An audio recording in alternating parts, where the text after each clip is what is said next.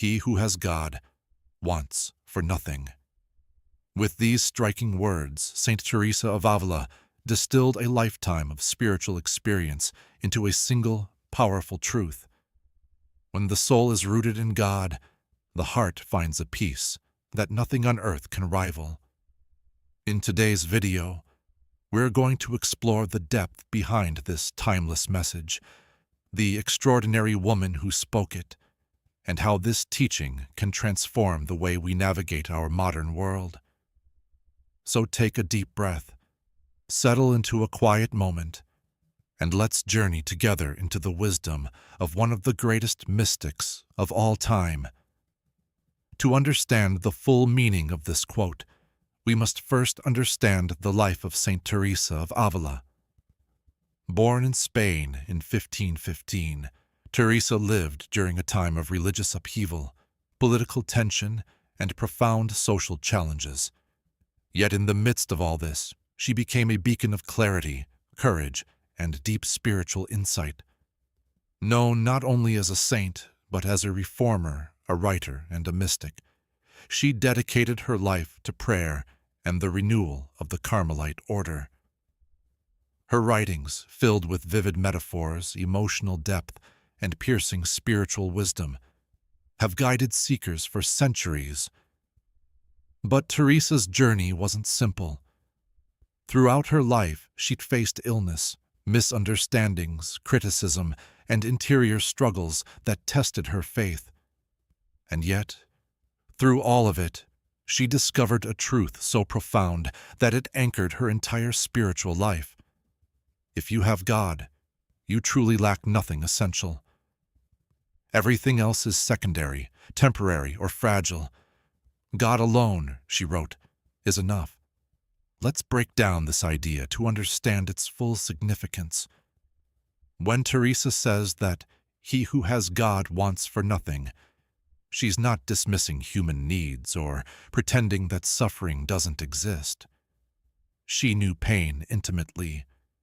She lived with chronic illness, battled discouragement, and faced external opposition. Her message is not about ignoring hardship, but about discovering a deeper foundation beneath it, a refuge that remains unshaken even when everything else seems uncertain. The first part of her message centers on having God. But what does it mean to have God?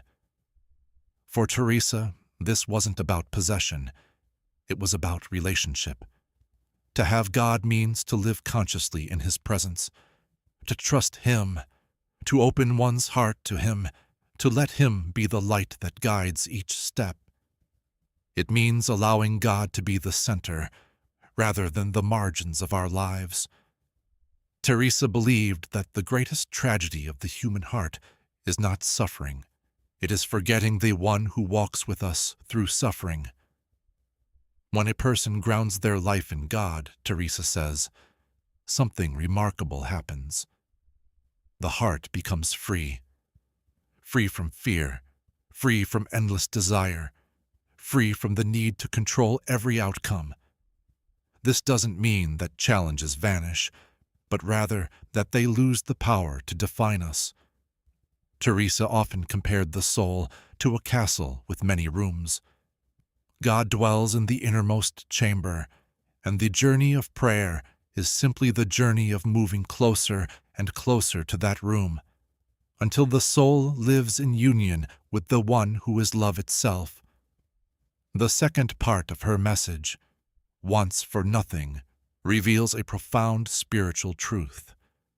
The deepest desires of the human heart are not satisfied by material things, achievements, or even other people. They are satisfied only by God. Teresa experienced firsthand the difference between superficial desires and true longing. At various points in her life, she struggled with distractions and attachments that pulled her away from prayer. But as she grew spiritually, she realized that every lesser attachment eventually led to disappointment, while God alone brought peace. This doesn't mean we shouldn't enjoy life's blessings. friendships, beauty, comfort, creativity. Teresa enjoyed these things deeply and appreciated them, but she understood that they cannot be the foundation of our peace. When we cling to worldly things as our ultimate source of identity or security, they eventually crumble. When we anchor ourselves in God, we discover a peace that remains even when everything else falls away. Now let's explore how this message can be applied to our modern lives. We live in a world where desires are constantly stimulated. Advertisements, social media, entertainment, everything urges us to want more, achieve more, become more. We often feel we're not enough unless we acquire something outside of us. Teresa's message challenges this mindset. She invites us to look inward and upward, rather than outward. She reminds us that the deepest peace is found not in accumulation, but in surrender. So how can we begin to live out this idea that he who has God wants for nothing? First, cultivate inner silence. Teresa emphasized the importance of quiet prayer, not only speaking to God, but listening. In silence, the soul begins to recognize God's presence. This can be as simple as taking a few minutes each day to breathe deeply, calm the mind, and say, "Lord, I am here." Silence is where distractions fade and clarity emerges. Second, practice trust. Teresa famously wrote, "Let nothing disturb you, let nothing frighten you. All things are passing, God never changes." To trust God is to shift our attention from fear to faith, from anxiety to surrender. Whenever you feel overwhelmed, say a short prayer. God, I place everything in your hands. These small acts of trust gradually reshape the heart. Third, simplify your life. Teresa believed that too many attachments, whether emotional, material, or mental, weigh down the soul. Simplifying doesn't mean abandoning responsibilities or relationships. It means choosing what truly matters and letting go of what steals your peace. Sometimes simplicity begins with gratitude, appreciating the blessings you already have instead of chasing what you lack. Fourth, seek God in ordinary moments. Teresa taught that God is found not only in grand spiritual experiences, but in daily life, in work, conversations, rest, and challenges. When you pause during your day to acknowledge God's presence, even briefly, the ordinary becomes sacred. This awareness gradually builds a sense of spiritual stability that no external situation can shake. Let's explore the emotional dimension of Teresa's message, because at its heart, this quote speaks directly to the human experience. Many people live with a constant sense of longing for success, for love, for recognition, for security.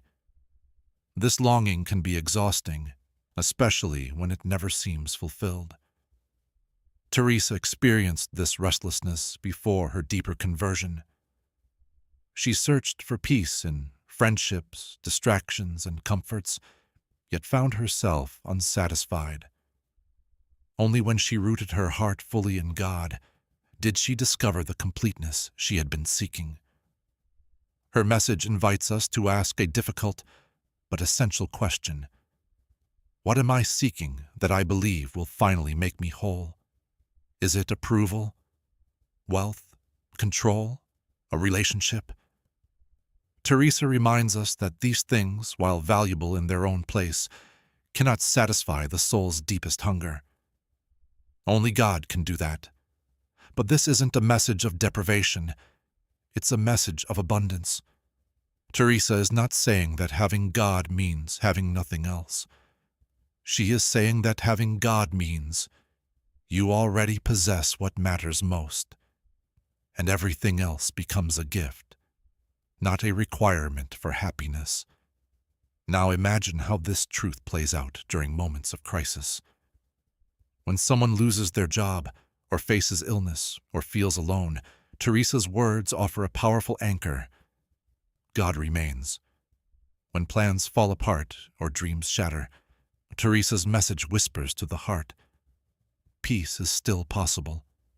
When life feels unstable, God is the unshakable foundation beneath your feet. This message is not meant to minimize pain, but to lift the heart above it.